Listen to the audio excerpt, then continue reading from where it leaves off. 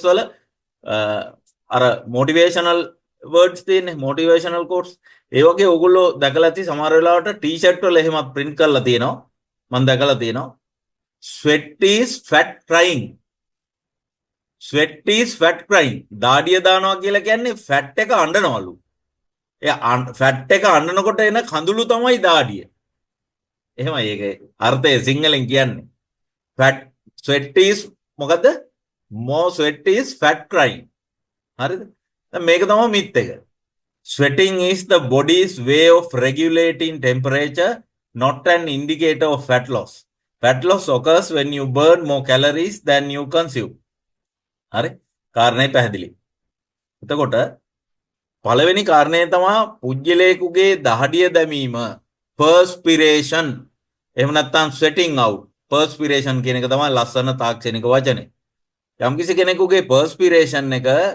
කියන මෙකැනිසම් එක දහඩිය දැමීමේ ක්‍රියාවලිය ශරීරයේ තියෙන්නේ උෂ්ණත්ව යාමනය සඳහා ශරීරයේ උෂ්ණත්වය යාමනය කරනවා ක්‍රම කිහිපයකට සන්නයනය විකිරණය මේ වාෂ්පීභවනය මේ වගේ කියලා තියෙනවා මෙකැනිසම් ශරීරයේ කූලින් සිස්ටම් එකක් දහඩිය දැමීම කියලා කියන්නේ ගොඩාක් ප්‍රබල ශරීරය සිසිලන ක්‍රියාවලියක් එතකොට දහඩිය දැමීම කියන එක කොච්චර දුරට සිද්ධ වෙනවද ගොඩාක් දාඩිය දානවද දාඩිය දාන්නේ නැද්ද ටිකක් දහඩිය දානවද කියන එක තීරණය වෙන්නේ මොකක් අනුවද පුජ්‍යලයාගේ සම මතු පිට පිහිටා තිබෙන ස්වේද ග්‍රන්ථි ප්‍රමාණය අනුව එක එක පුජ්‍යලයාගේ ශරීරයේ පිහිටලා තියෙන ස්වේද ග්‍රන්ථි ප්‍රමාණය sweat glands පිහිටලා තියෙන ප්‍රමාණය එක එක්කෙනාට වෙනස් හරි ඒ නිසා යම්කිසි කෙනෙකුගේ ශරීරයේ ගොඩාක් sweat glands ගොඩාක් ස්වේද ග්‍රන්ථි පිහිටලා තියෙනවා නම්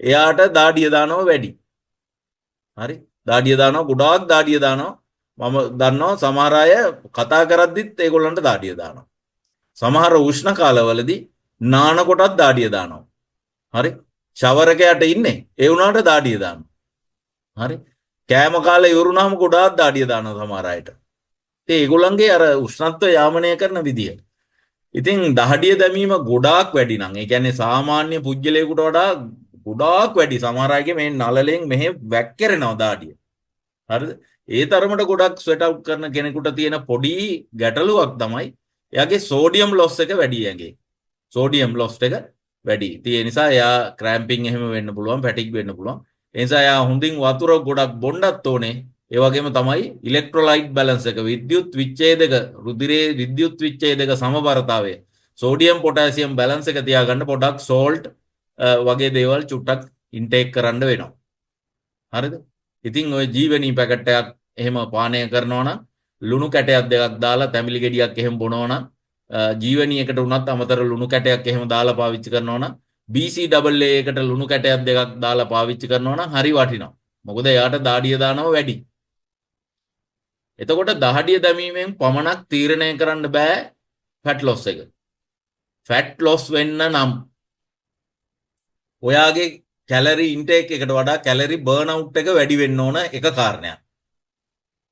අනිත් එක තමයි ඔයාගේ ශරීරයේ ග්ලූකෝස් නොමැති අවස්ථාවලද ග්ලූකෝස් නොමැති නෙමෙයි රුධිරයේ ග්ලූකෝස් මට්ටම ගොඩක් අඩු වෙලා තියෙන වෙලාවක තමයි ශරීරයේ වැඩිපුර මේදය දහනය වෙන්නේ. ඔයාට ශරීරයේ මේදය දහනය වැඩි කරගන්න ඕනේ නම් එහෙනම් ඔයාගේ රුධිරයේ ග්ලූකෝස් මට්ටම අඩු කරගන්න ඕනේ. ඒ වගේම ඉන්සුලින් කියන හෝමෝනේ තත්ත්වයක් මට්ටමත් අඩු කරගන්න ඕනේ. More you have glucose, more you will have insulin. When the insulin and glucose present in the blood, you won't burn much fat. Fat එක දහනය වෙන්නේ ගොඩක් අඩුයි. ඒ නිසා තමයි අපි निराहाරත්වය intermittent fasting අතරමැදි निराहाරත්වය කරනවා නම් ඒ කියන්නේ restricted eating යම්කිසි පැය ගාණක් ආහාර ගන්නෙ නැහැ.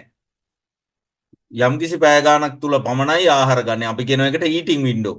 eating window එක පමණක් ආහාර ගන්නවා නම් අපේ fat loss එක අපිට වැඩි කරගන්න පුළුවන්. මොකද රුධිරයේ සීනි මට්ටම අඩු වෙනවා.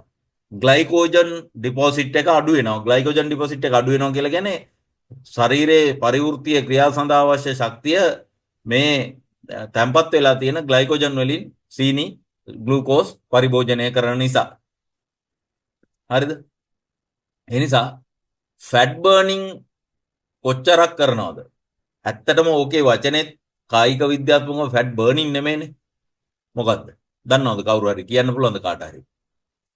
ෆැට් බර්නින් කියලා කියන්නේ බ්‍රෝ සයන්ස්. ඒ කියන්නේ මේ අපේ ෆිට්නස් පිළිබඳ ලැදියාවක් තියෙන අපේ හිතවතුන් කියන එක තමයි ෆැට් බර්නින්. ඉතින් ඒක ලෝකේ පුරාම බහුල වශයෙන් ජනප්‍රිය වශයෙන් පාවිච්චි වෙන ටර්ම් එකක් ෆැට් බර්නින් කියලා. නමුත් විද්‍යාත්මකව ගත්තොත් මොකද්ද මේ ෆැට් බර්නින් කියන එකට අපිට කියන්න පුළුවන් තාක්ෂණික වචනේ. ඒ කියන්නේ ඔක්සිජන් එක්කනේ ගොඩක් දහනය වෙන්නේ. Fat oxidation. හරි? එරොබික් ෆැට් ඔක්සිඩේෂන්. ඇරොබිකලි එනර්ජි ප්‍රොඩියුස් කරනවා කියන එකනේ. ඒ කියන්නේ මේදය කාබෝහයිඩ්‍රේට් ග්‍රෑම් එකකට කැලරිස් 4යි, ප්‍රෝටීන් ග්‍රෑම් එකකටත් කැලරිස් 4යි. හැබැයි ෆැට් ග්‍රෑම් එකකට කැලරිස් 9යි. එහෙම කැලරිස් සංඛ්‍යාව වැඩි වෙනවා කියලා කියන්නේ ඒ කියන්නේ ෆැට් ග්‍රෑම් එකකින් ප්‍රොඩියුස් කරන ෆැට් ග්‍රෑම් එකක අන්තර්ගත කාබන් මොලිකියුල්ස් ප්‍රමාණය වැඩි. අන්තිමේදී අර හයිඩ්‍රොලයිසිස් නේ මේ හයිඩ්‍රජන් අංශු සහ ඔක්සිජන් අංශු විච්ඡේදනය වුණාට පස්සේ ඉතුරු වෙන්නේ කාබන් ස්කෙලිටන් එක. කාබන් ටිකනේ. ඉතින් එතකොට ඒව තමයි මයිටොකොන්ඩ්‍රියා වල මොනව වෙන්නේද? ඉලෙක්ට්‍රෝන ට්‍රාන්ස්පෝර්ට් චේන් එක හරහා මේ මයිටොකොන්ඩ්‍රියල් මැට්‍රික්ස් එකේ ATP බවට ඇඩෙනෝසින් ට්‍රයිෆොස්ෆේට් බවට පත් වෙන්නේ. ඒ නිසා අපි කියන එකට ෆැට් ඔක්සිඩේෂන් නේද? ඔක්සිජන් සමග ශක්තිය නිෂ්පාදනය කරලා ශරීරයෙන් ඉවත් වෙනවා. එහෙම තමයි ෆැට් රිසර්ව්ස් අඩු වෙන්න ඕනේ. ඉතින් මේ ෆැට් මේ විදිහට ඔක්සිඩයිස් වෙනකොට අපි ඒකට දහනය වෙනවා කියලා කියනවා. ප්‍රශ්නයක් නෑ බර්නින්. එහෙනම් ෆැට් බර්නින් වෙද්දී තියෙන අතුරු ඵලයක් බයි ප්‍රොඩක්ට් එකක් තමයි මොනවද? Carbon dioxide and water. Carbon dioxide and water. අන්න අර වතුර ජලය මොකද වෙන්නේ? අන්න තාප සන්නායකයක් විදිහට ක්‍රියා කරනවා ශරීරයේ රුධිරේ මේ ජලය එක පැත්තකින් කිඩ්නී සරා ෆිල්ටර් වෙනවා බ්ලැඩර් එකට යූරින් විදිහට අනිත් පැත්තෙන් ස්වෙට් ග්ලෑන්ඩ්ස් වලින් ස්වෙට් විදිහට එහෙම නැත්නම් පර්ස්පයර් කරනවා අපි ශරීරයෙන් එළියට බැහැර කරනවා. ඒ නිසා මනුස්සයාගේ හැමතිස්සෙම water intake and water output එක අපි යුරිනේට් කරනවා ස්වෙට් අවුට් කරනවා. සහ විකිරණය සහ වාෂ්පීභවනය ඔස්සේ අපිට ගොඩක් කතා කරද්දි මුඛයෙන් නාසයෙන් ගොඩක් වාෂ්පීභවනය වෙනවා අපිට පේන්නේ නැහැ. ඒක පේනවනේ සීතල වෙලාවක අපි කටින් දුම් දානවා වගේ කතා කරනකොට නේ. නුවරඑළිය ගිහිල්ලා උදේට කතා කරනකොට කටින් දුම් දානවා. නේද? අන්න වාෂ්පීභවනය. මුඛයෙන් නාස. ඉතින් ඒ නිසා පේන්නේ නැහැ. ඉතින් ඒ නිසා ගොඩක් water loss වෙනවා. දැන් මේ දවස්වල ප්‍රවෘත්ති වලක් කියනවා මොකද්ද? වෙනදා ලීටර් 3ක් බීවනම් අද 4ක් බොන්න. more sweat is not more fat burning. දහඩිය දැමීමෙන් තීරණය කළ නොහැකි ඔබ කොතරම් මේදය දහනය කරනවද? දැන් මම weight training කරනකොටත් එහෙනම් ගොඩක් දහඩිය දානවා. හරිද? එහෙනම් ඉතින් මේ ඒකෙන් තීරණය කරන්න බෑනේ නේද? ඒ නිසා මේ ස්වේද ග්‍රන්ථි ප්‍රමාණය තියෙන ප්‍රමාණය අනුව එක එක්කෙනාගේ බොඩි හීට් එක අනුව ඒගොල්ලන්ගේ තාප සන්නායන ක්‍රියාවලිය කොහොමද සිද්ධ වෙන්නේ? තාප යාමනය ශරීරයේ ටෙම්පරේචර් රෙගියුලේෂන් මෙකැනිසම් එක අනුව තමයි දාඩිය දැමීම කියන එක සිද්ධ වෙන්නේ. ඉතින් අර ගොඩාක් දාඩිය දාන අය තව දේවල් ටිකක් ගැන සැලකිලිමත් වෙන්න ඕන. අර මං කිව්වේ ලික්විඩ් ඉන්ටේක් එක වැඩි කරනවා වගේම තමයි ඒගොල්ලෝ මේ කපු ඇඳුම් ඇඳලා ට්‍රේනින් කරන්න ඕන. ස්පෝර්ට් මැටීරියල් එක කොටන් ගාමන්ට්ස් හොඳට දහඩිය උරා ගන්න. ඊළඟ එක තමයි ඔයාගේ ක්ලයන්ට් කෙනෙක් ඉන්නවා නම් එයා සාමාන්‍ය මිනිසෙකුට වැඩිය ගොඩාක් දහඩිය දාන කෙනෙක්. එයාට අනිවාර්යෙන් ට්‍රේනින් කරන්න එනකොට ටවල් එක මස්ට්. වෝටර් බොටල් එක මස්ට්. හරි? අනිත් එක තමයි එයාට කියන්න ටී-ෂර්ට් දෙකක් අරන් එන්න කියලා. මොකද එයා පැය එකමාරක් සෙල්ලම් කරනවා නම් එයා පළ විනාඩි 30ක් 35ක් ට්‍රේනින් කරනකොට එයාගේ ෂර්ට් එක වතුරේ මේ සෝක් කළා වගේ සම්පූර්ණයෙන්ම තෙත් වෙනවා. ඒ නිසා තෙමිච්ච තෙත ඇඳුම් ඇඳගෙන ට්‍රේනින් කරන්න බෑ, සෙල්ලම් කරන්න බෑ, හොඳ නැහැ. ඒ නිසා එයාට කියන්නේ චේන්ජ් රූම් එකට ගිහිල්ලා එයා ෂර්ට් එක ගලවලා දාලා අලුත් ෂර්ට් එකක් ඇඳගෙන එන්න කියලා. ටවල් එක පාවිච්චි කරන්න කියන මොකද ජිම් එකේ තව මිනිස්සු ඉන්නවා එක්සර්සයිස් කරන්න. ජිම් ඩිසිප්ලින් එක තියාගන්න කියන්නේ. හරිද? ඉතින් ඒ නිසා මේවා විද්‍යාත්මකව දැනුවත් කරන්න ඒක තමයි අපි මේ පාඨමාලාවක් හදාරන එකෙන් බලාපොරොත්තු වෙන්නේ අපි ගොඩක් ප්‍රායෝගික විෂයන් කතා කරන්නේ. එහෙනම් මං හිතන්නේ මිත් එක ගැන කරුණු කාරණා පැහැදිලි ඇති නේද? දහඩිය දැමීමෙන් ඊට පස්සේ වර්කවුට් එකේ තත්ත්වය මනින්න යන්න එපා. දාඩිය දැමීම කියලා කියන්නේ වෙන මෙකැනිසම් එකක්, බොඩි ටෙම්පරේචර් රෙගියුලේෂන් මෙකැනිසම් එකක්.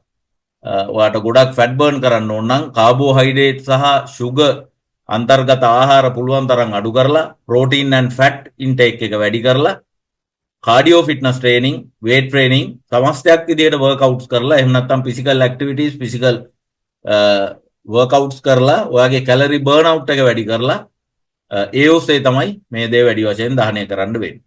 හරිද?